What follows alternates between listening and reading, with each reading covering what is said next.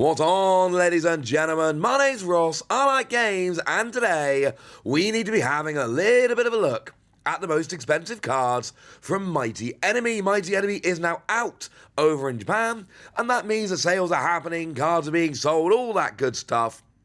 And that means that we can have a little bit of a chat about the most expensive cards in the set. Although it does need to be borne in mind, and I do feel like I need to stress this is early. The set has not been out long. Things are absolutely subject to change. So please do just remember that as we get going here. There is no guarantee that this is going to stay like this forever or anything along those lines. This is a rough guide at the beginning. We good? Good. So just missing the list, we've got the other wanted posters, by which I mean not the one which is the most expensive. We'll get to that one in a minute. So we've got the wanted posters of Don Quixote do Flamingo, Kaido, and Eustace Captain Kidd. All of these are alternate arts of existing cards. They're all alternate arts of incredibly good existing cards. They are all very, very cool. The pull rates for these I'm hearing are about 1 per case. They've got very low pull rates, but they are alternate arts. They're coming in at about 6,000 yen. And I know 6,000 yen sounds like a lot, but if these really are 1 per case and they're not even getting onto the top 10 list for the set, that is basically telling us that these are fine, but not huge. And that is a little bit surprising to me. I would have expected these to be a little bit higher. Oh, I should probably do the whole conversion thing, shouldn't I? 6,000 yen, you're talking somewhere in the region of about $45 or about £37. There we go. Now we know. Now, in at number 10, we've got a bit of a tie here. We've got the alternate art of Marco and the alternate art of Charlotte Katakuri, and they're coming in at around about 7,000 yen. And 7,000 yen, we're talking somewhere in the region of about $52 or about £43. Now here, we are talking about, well, we got Marco, and Marco's just like an alternate art super rare. So this is kind of good for Marco, honestly. Marco's getting on the list kind of impressively, honestly. And this usually tells us this is a good card. Marco here, we've got on your turn, when you play it, KO one of your opponent's characters of 3,000 power or less. And when it would be KO'd, you can trash an event card from your hand to play this character from the trash rested, which is clearly a good thing, and that kind of explains why Marco's ended up kind of high. Now, the Charlotte Katakuri here is the alternate art of the secret rare, and obviously alternate arts and secret rares have very, very low pull rates. And what we got here, 8 cost, 8,000 power on play, put up to 1 character that costs 8 or less on the top or bottom of its owner's life area face up. So you're getting rid of a character, or potentially putting your own character on your life. Maybe one that's got a good trigger. I don't know, ladies and gentlemen. This could be pretty gosh darn good. So in at number 9 then, we've got the alternate art of Kalifa. And, Kalifa's fine, right? Kalifa's coming in as an 8,000 yen card. These are rough prices taken from a few different sites. Use them as a rough guide only. Don't take them as gospel. That's about $60 or about £50. So that's actually getting up pretty high pretty quickly. And I do have to point out that there is an element here of artwork. Popular female characters in the Pokemon trading card game do tend to get up pretty gosh darned expensive pretty quickly, and we might be seeing a similar kind of thing coming in here. Not saying that is a reason, I'm saying it's something we need to consider. It does have counter plus 2,000, of course, which is great. And on play, draw 2 cards, trash 2 cards from your hand, then give up to one of your opponent's characters -2 to their cost during this turn. So you've actually got a really nice, well, it's not really a draw skill, but you're cycling cards in your hand, and then you're minusing cost, which black cards love to do. So this is a very good card nonetheless.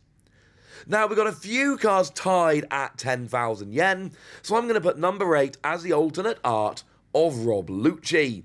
Now, here, you're talking about 10,000 yen, and if we do a little bit of the whole currency conversion thing, 10,000 yen comes out somewhere in the region of about $75 or around about £62. I did tell you these were going up pretty quickly. Now, Rob Lucci, the character, it is one of your super rares, of course, and we've got on play, you may return 2 cards with a type including CP, like Rob Lucci CP9, from your trash to the bottom of your deck in any order, and then this character gains Rush. And we've seen enough from the One Piece TCG to know that Rush is pretty gosh darn good. Now, in at number 7, but also at 10,000 yen, we've got the alternate art of Rob Lucci, but this time we're talking about the leader. And that's got the skill on your turn. Once per turn, you may discard 2 cards from your hand, and when an opponent's character is KO'd, put this leader to active. And again, we know at this stage that leaders that can make themselves active are pretty gosh darn good.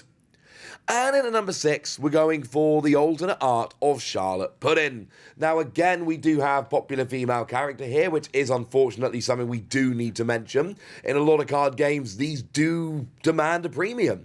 And I'm talking about the most expensive cards in the set, and I need to tell you why. It is a consideration we need to talk about. It's just, I'd rather be talking about the playability. Now here we got 1 cost 2,000 power, and on play, look at the top 4 cards of your deck, reveal a Big Mom Pirates other than Charlotte Pudding, or a Sanji, and add them to your hand. And to be fair, this is still a very, very playable card, because we've seen these, look at the top 4 or 5 cards of your deck, find a card you want, put it in your hand. We've seen that these see a whole bunch of play as it stands around at the moment, and this is frankly just really, really good. So yeah, we got a whole bunch of different factors here, which is why we end up so high. Now, in at number 5, we've got another alternate art Charlotte KATAKURI. Here we are talking about the leader, which is coming in at 13,000 yen. At 13,000 yen, you're talking about $97 or about £80. Yes, this is getting very expensive. And as a side note, this can tell you what people think about the leaders. This is not the most expensive leader. There are a couple to come, but people think this is good, and the ones that aren't on the list, they're still all around 5,000, 4,000 yen because they're still alternate art leaders. But the ones that are getting up on this list, that's basically the player base going, oh no, these are going to be good. These are going to see play. Now, Charlotte KATAKURI here, you've got Don X1 when attacking, look at up to 1 life card from the top of your or your opponent's life area, and put it either at the top or bottom of the respective life area. And then this leader gains 10,000 power for the battle. So to get a little boost in power is quite nice, but here you're basically trying to make sure you do have a good trigger on your deck, yay, or trying to make sure that your opponent doesn't. You're manipulating the life in a way that benefits you or hurts your opponents, and either way this is good. You're not gaining life, you're not taking life, you're just rearranging it, but that can end up being very, very nice as we go through the game. Now in at number 4, also at 13,000 yen, we've got the Luffy Wanted poster. Now, like I've said, the others are coming in at about 6,000 yen. Luffy's coming in at 13,000 yen. And then sure, it's an alternate art and it's playable and all of that and yay. But really here, this is Luffy. And I'm sorry if that sounds a little bit reductive and I'm sorry if that sounds a little bit obvious. But the fact of the matter is, this is a Luffy card. Luffy is an extremely popular character. And that is always going to get a bump. Luffy cards are always going to get a bit of a bump in terms of popularity and value because they are Luffy, and that is exactly what's happening here. Now, in at number 3, we've got the alternate art of Nami. This is coming in at about 15,000 yen at this stage, so you're talking about $112 or about £93. For me personally, this is one of my chase cards for the set. And I'd better pull it out of a box or two because there's no way I'm going to be spending that much on an individual card. Not with all the other card games I play. But this is the leader Nami, the one that's got the rule of when your deck reaches 0, you win the match instead of losing. And it's also got Don X1, when your opponent takes damage to their life for the attack of his leader, you can trash 1 card from the top of your deck. But we got other cards that can trash like 7 from the top of the deck when you take a life. So honestly, I wouldn't be rushing to use Nami to take the life. I'd be rushing to use some of the others. But my point here is, Nami is again a very, very popular character. And this is a leader, I mean, I think it looks kind of cool. I'm hoping that there's a lot of potential here. But it seems like a lot of people agree with me. And in at number 2, At roughly the same 15,000 yen value, we've got the Ace Leader. Now, people are telling me that this Ace Leader looks good. The value of this Ace Leader is high, and although I'm personally not terribly excited about it, I am starting to realise I might be wrong about the fact that I don't think it's very good, because the hype and the value really do seem to be telling us it might be good.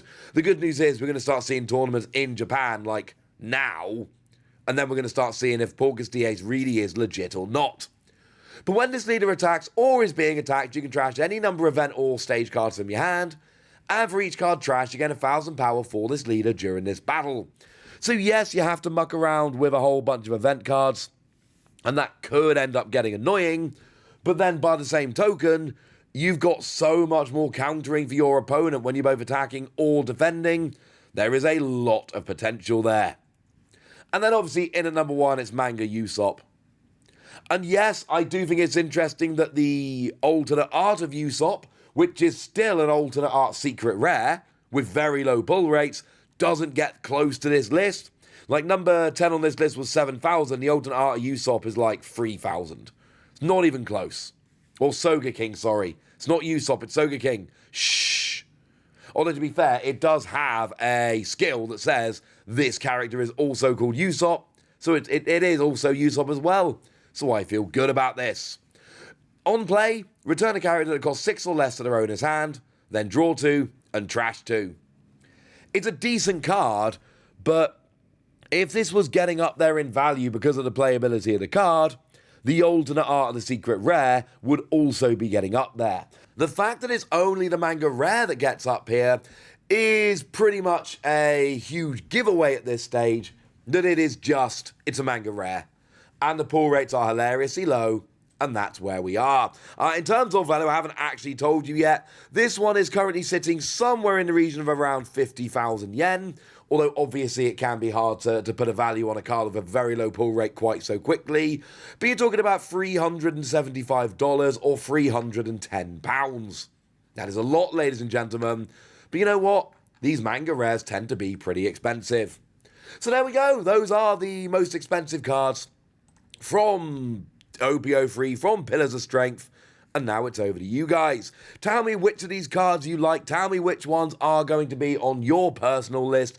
Tell me which ones you want to be pulling. Go nuts in the comment section, but be nice. And then make sure you like this video, subscribe to this channel, follow me on Twitter at the Wasi. That's where we talk about One Piece and a whole bunch of other card games.